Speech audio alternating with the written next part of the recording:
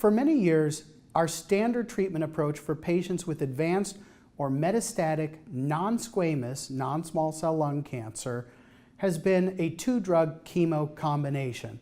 And we have recently begun to introduce immune therapies, agents given IV to help stimulate the immune system to better recognize and attack a cancer as a second line or later treatment. These drugs were introduced several years ago as Plan B after patients have responded and then had progression or just demonstrated progression on first chemotherapy.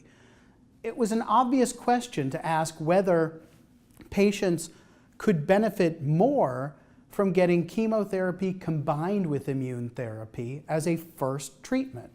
Now, some patients who have high levels of a marker called PD-L1, a protein on some tumor cells that is associated with a high chance of response to immune therapy, that about a third of patients with high-level PD-L1 expression can get Keytruda alone as a first-line therapy and do very well. But two-thirds of patients don't have this high-level PD-L1. And there was a very important study presented in the first half of 2018, a study called KEYNOTE-189 that tested the combination of chemotherapy drugs alone or with placebo versus chemotherapy combined with pembrolizumab or Keytruda as first-line treatment for patients with advanced non-squamous non-small cell lung cancer.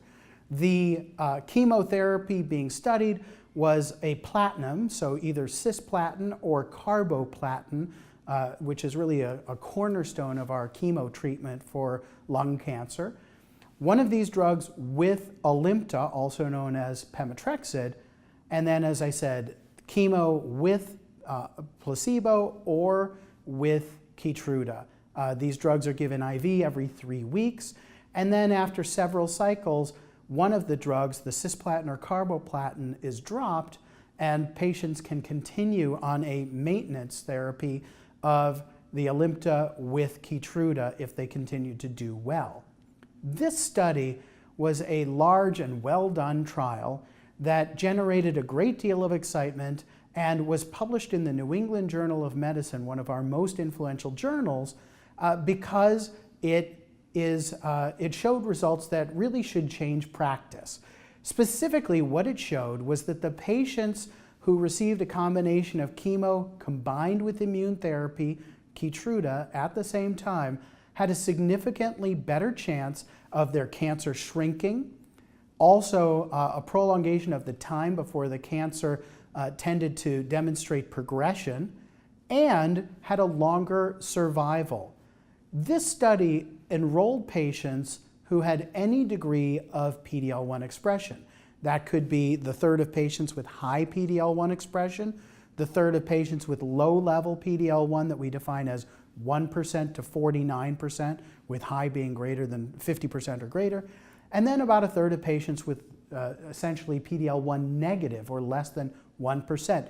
And across this whole spectrum, the patients who received the combination of chemo and immune therapy with Keytruda had the better survival compared to chemotherapy alone.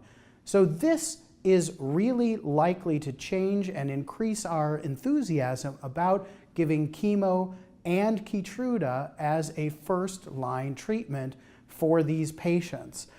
Importantly, as I mentioned, Keytruda alone is also a good option for the patients with high-level PD-L1 expression. It's also an option that can be considered for patients with lower PD-L1 expression, though the results don't look as favorable as chemo combined with immune therapy in the patients with lower PD-L1 of 1% to 49%. So, and as I said, this includes patients with PD-L1 0 or negative disease who are really not good candidates at all for Keytruda as a single drug, first line or later. So this is really going to be a high priority option and really the best one for many of our patients. Now, importantly, there are some other studies that look at different chemo combinations. There's one called Empower 150 that looks at carboplatin and Taxol or paclitaxel, actually with a third agent called Avastin, which blocks the tumor blood supply. It's also known as bevacizumab. This three-drug combination with or without an agent called Tecentriq, which is another immune therapy, that showed an improvement in progression-free survival and overall survival as well with the four-drug combination. But I would not consider this to be as attractive for the majority of patients with non-squamous non-small cell lung cancer because it's 4 drugs instead of 3, and the Taxol, that is a component of the trial with Tecentriq, causes numbness and tingling in the fingers and toes in some patients and hair loss in the vast majority. It's overall a little more challenging. So there are certainly other trials that are looking at various combinations, but at this point, the one to beat is going to be what's called the Keynote 189 trial, and most patients will be getting carboplatin, Alimta, and Keytruda together. It is already FDA approved based on a small study that led to the FDA approval in early 2017, but now with the results from this larger study, it has convinced many of us who were prior doubters that this is really the way to go for a lot of our patients who are eligible.